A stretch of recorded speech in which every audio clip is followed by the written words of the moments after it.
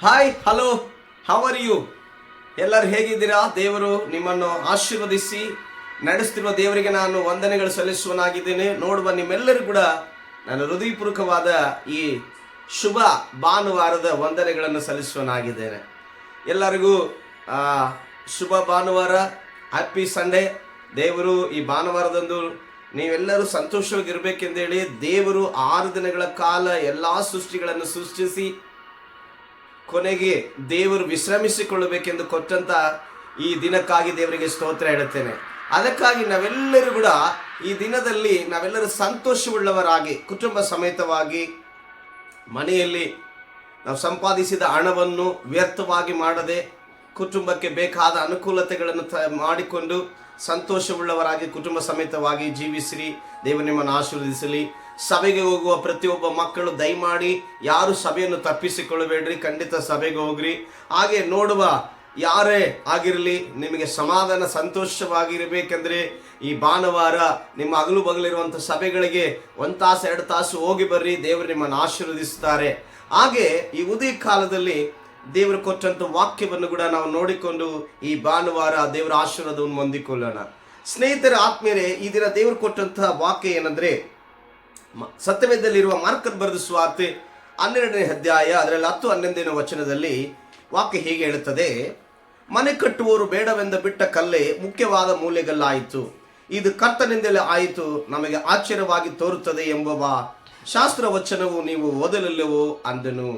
ಸ್ನೇಹಿತರೆ ಆತ್ಮೀಯರೇ, ಈ ಉದಯ ಕಾಲದಲ್ಲಿ ದೇವರು ತಿಳಿಸುವ ವಾಕ್ಯ ಏನೆಂದರೆ, ಕಟ್ಟಡ ಕೆಲಸದಲ್ಲಿರುವಂತಹ ಒಬ್ಬ ಕೆಲಸಗಾರನು ಇದು ಕೆಲಸಕ್ಕೆ ಬರದ ಕಲ್ಲು ಅಂತೇಳಿ ಬಿಸಾಕಿರುವಂಥ ಕಲ್ಲನ್ನೇ ಸರಿಯಾದ ಕಟ್ಟಡಗಾರನ ಅಂದರೆ ಸರಿಯಾದ ಜ್ಞಾನ ಇರುವಂಥ ಮೇಸ್ತ್ರಿ ಯಾರೇ ಇರ್ತಾರೋ ಅಂಥ ಒಬ್ಬ ಮೇಸ್ತ್ರಿ ಖಂಡಿತವಾಗಿ ಅದನ್ನು ಒಂದು ಅಂದ ಚಂದವಾದ ಕಲ್ಲಾಗಿ ರೂಪಿಸಿ ಅದನ್ನು ಮೂಲೆಗಲ್ಲಾಗಿಡುವುದಕ್ಕೆ ಸಾಧ್ಯವಾಗುತ್ತದೆ. ಅದಕ್ಕೆ ಮೇಸ್ತ್ರಿ ಪರ್ಫೆಕ್ಟ್ ಆಗಿರುವಂಥ ವ್ಯಕ್ತಿ ಇರಬೇಕು. ಅಂತ ಒಬ್ಬ ದೇವರಾಗಿರುವ ಯೇಸು ಕ್ರಿಸ್ತನು ನಿಜವಾದ ಮೇಸ್ತ್ರಿ ಆಗಿರುವಂತವನಾಗಿದ್ದಾನೆ. ನಮ್ಮ ಆತ್ಮಿಕ ಜೀವನಕ್ಕೆ, ನಮ್ಮ ಕುಟುಂಬ ಜೀವನಕ್ಕೆ, ನಮ್ಮ ಲೌಕಿಕವಾದ ಜೀವನದಲ್ಲಿ ಸರಿಯಾಗಿ ಪಡಿಸಿ ನಮ್ಮನ್ನು ಮೂಲೆಗಲ್ಲುಗಳಾಗಿ ಮುಖ್ಯಸ್ಥರನ್ನಾಗಿ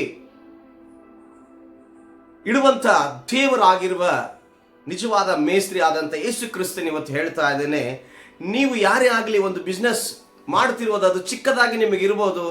ಈ ಬಿಸ್ನೆಸ್ ಇಂದ ನನ್ನ ಕುಟುಂಬ ನೋಡೋ ಜನರ ಮುಂದೆ ನನ್ನನ್ನು ನೋಡಿ ನಗುತ್ತಾರೇನೋ ಅನ್ನುವಂಥ ನಿಮ್ಮ ಪರಿಸ್ಥಿತಿಗಳು ಇರ್ಬೋದು. ನೀವು ಸೇರಿರುವಂಥ ಜಾಬ್ ಚಿಕ್ಕದಾಗಿರುವಾಗ ಅವ್ರು ನಿನ್ನ ನೋಡಿ ಅಯ್ಯೋ ಅವ್ರು ನನ್ನ ನೋಡಿ ನಗುತ್ತಿದಾರಲ್ಲ ಅಂದೇಳಿ ನೀನು ಅನ್ಕೊಳ್ತಿರ್ಬೋದು. ಹಾಗೆ ನೀನಿರುವಂಥ ಮನೆಯನ್ನು ನೋಡಿ ನೀನು ಬಂಧು ಬಳಗದವರು ನೋಡಿ ಅದನ್ನು ಇವ್ರ ಮನೆ ಇಷ್ಟೇನಂದೇಳಿ ತಿಳ್ಕೊಂಡು ಇವತ್ತು ನಗುತ್ತಿರ್ಬೋದು.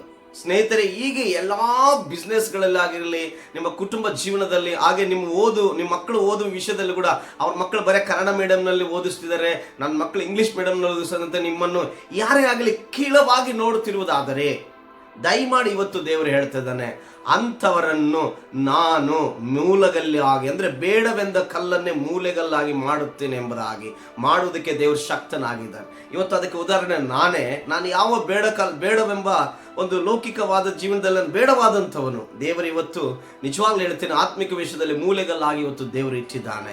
ಇಷ್ಟು ಮಾತುಗಳನ್ನು ಮಾತಾಡೋದಕ್ಕೆ ನನಗೆ ಜ್ಞಾನ ಶಕ್ತಿ ನನ್ನದಲ್ಲ, ಇದು ದೇವರು ಕೊಟ್ಟಿರುವಂಥದ್ದು. ಹಾಗೆ ಇವತ್ತು ನಿಮ್ಮ ಬಿಸ್ನೆಸ್ಗಳು ಚಿಕ್ಕದಾಗಿರಲಿ, ನಿಮ್ಮ ವ್ಯಾಪಾರಗಳು ಚಿಕ್ಕದಾಗಿರಲಿ, ನಿಮ್ಮ ಒಂದು ಉದ್ಯೋಗ ಚಿಕ್ಕದಾಗಿರಲಿ, ನಿಮ್ಮ ಮನೆ ಚಿಕ್ಕದಾಗಿರಲಿ, ನಿಮ್ಮ ಕುಟುಂಬದಲ್ಲಿ ನಿಮ್ಮ ಮಕ್ಕಳು ಕನ್ನಡ ಮೀಡಿಯಮೇ ಓದ್ತಿರಲಿ, ಅವೆಲ್ಲರ ದೃಷ್ಟಿಯಲ್ಲಿ ಬೇಡವಾದಾಗಿರ್ಬೋದು.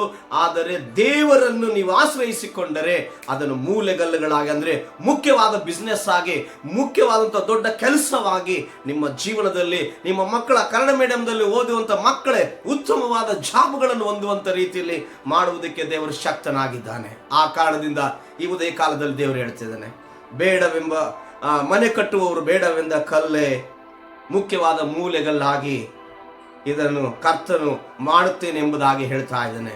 ಮಕ್ಕಳೇ, ಸ್ನೇಹಿತರೆ, ಆತ್ಮೀಯರೇ, ನಿಮ್ಮ ಸಭೆಗಳು ಇವತ್ತು ಚಿಕ್ಕದಾಗಿದೆಲ್ಲ ನನ್ನ ಸೇವೆ ಎಂದು ಹೇಳಿ ನೀವು ಅನ್ಕೊಳ್ಳೋದು, ಆದರೆ ದೇವರು ನಿನಗೆ ಒಪ್ಪಿಸಿಕೊಟ್ರೆ ಇವತ್ತು ಅದು ಮುಖ್ಯವಾದ ಸಭೆಯಾಗಿ ಸೇವೆಯಾಗಿ ದೇವರು ಮಾರ್ಪಡಿಸಲಿಕ್ಕೆ ಶಕ್ತನಾಗಿದ್ದಾನೆ.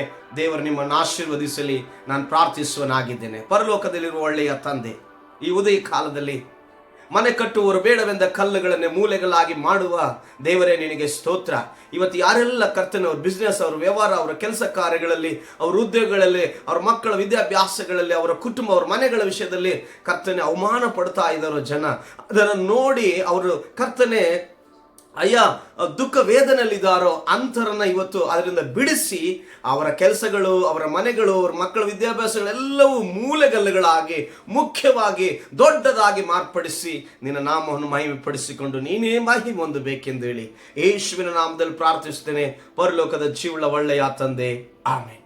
Thank you. God bless you. ದೇವರು ನಿಮ್ಮನ್ನು ಆಶೀರ್ವದಿಸ್ತಾರೆ.